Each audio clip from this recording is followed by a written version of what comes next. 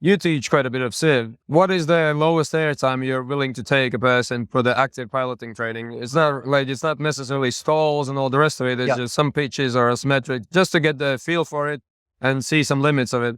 I really would love to, it depends of the people, because people may sometimes live in a country where they are not able to have a SIV course. Yeah. But the safest way is that as soon as you want to stay longer in the air, so after your beginner course, when you want to stay longer in the air, you will face some turbulence. So it's good to know how you should react to the turbulence if you are in a turbulence. So if you can find a nice progressive SIV course, because there's a lot of different SIV courses and different types of it, but what we're talking about, it would be more of an active piloting course early in your career.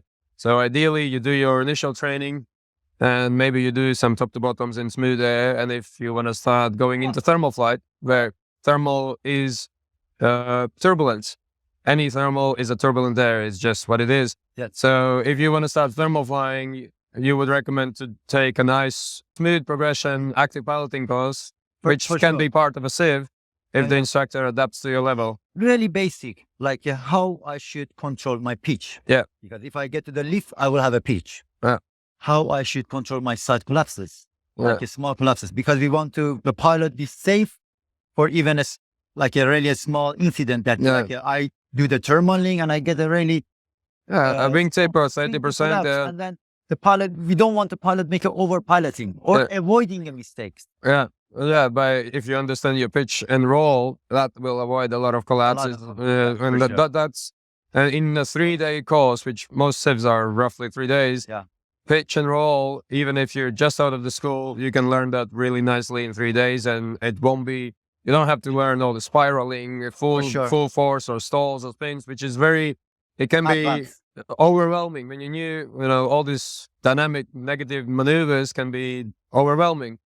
So, but I know that you do that, and I do that in my courses, and I know a few other that does that, but there's not many SIV courses that would take just out of the school pilot and work on the basics only instead of pushing them to the stalls. It's very nice topic, because in many different countries, we see the many different type of SIV. Yeah. And sometimes SIVs are just to have the validation that I did. It's a checkbox thing. I did a side collapse. Okay, you just taste it. Yeah. You just take a taste. Yeah. Have you learned it? Yeah. I know how you do the SIV. I know how Theo do the SIV. I know some more people. Melon Bob does it the same. Who do the wrong SIV. Yeah. They do like 4 days ground handling, but they do like a pitch only in one flight. Yeah. How ground handling is important for you to do it in 4 days?